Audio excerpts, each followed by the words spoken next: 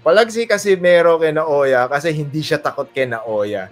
So ikaw, Coach Nonoy, ano sa tingin mo ang magiging pwedeng keys to victory ni John Riel kung magka-clash sila ng style? Kasi style versus style yan eh. Feeling ko rin, sinabi rin ni Kuya Jerry Peñalosa yan eh. Wala pa masyadong nakakalaban si Naoya Inoue na tulad ng style ni John Riel.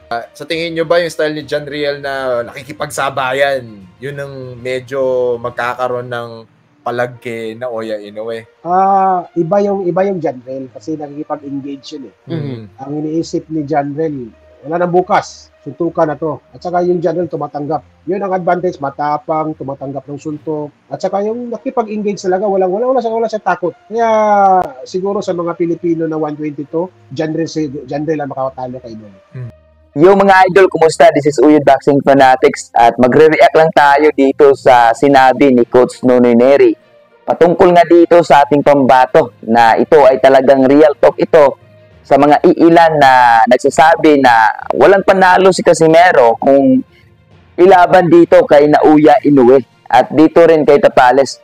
So ito mga ka-Uyod Boxing Fanatics, uploaded ito sa YouTube channel ni Coach Franco. So kung gusto niyo mapanood ang iba pang mga videos, panoorin niyo dito sa YouTube channel ni Coach Franco, mga ka-Uyod Boxing Fanatics. At dito mga ka-Uyod Boxing Fanatics, malaki itong sampal at supalpal yung mga iilan na mga, yun nga, nagsasabi na magagaling mag-analyze ng boxing na talagang wala na sa prime si Casimero at walang panalo dito kay Naoya Inoue. Nagpapatawa lang talaga mga ka-Uyod Boxing Fanatics. Parang sila na yung tama, sila na magaling mag-analyze sa boxing. So itong video na to ay panandalian lamang mga ka-Uyod Boxing Fanatics dahil kauuwi lang po natin. So ito ay patunay sa mga iilan na nagsasabi na si Casimero ay wala na sa prime at walang panalo dito kay Naoya Inoue, dito kay Marlon Tapales. Sino ba paniwalaan natin? Itong mga vlogger na to? Or itong mga legendary na coach at hindi lang ho si Coach Nonoy Neri nagsabi dyan, no? Itong 2 Division World Champion, Jerry Peñalosa, the legendary, nagsabi na bukod kay Cuadro Alas Casimero ay wala na hong ibang Filipino boxer na magkakatalo dito sa tinaguriang The Monster of Japan, Naoya Inoue. So sa mga haters at kritisismo ni Cuadro Alas Casimero, paano na to? Malaking sampal to sa inyo. Down Donaire, down Tapales, lahat na lang talaga ngayon, kinakasa na kay Casimero. So ikaw, Coach Nonoy, sa tingin mo ba may palag si... Ako sa tingin ko meron with proper training. With proper training, proper guidance, palag si Casimero kay Naoya kasi hindi siya takot kay Naoya.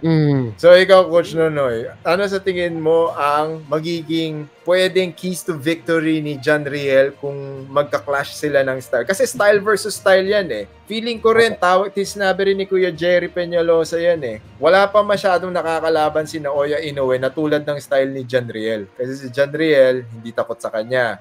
Pangalawa, si John Riel, medyo bukod sa may punching power, di ba? Sa tingin nyo ba yung style ni John Riel na nakikipagsabayan, yun ang medyo magkakaroon ng palag kay Naoya Inoue?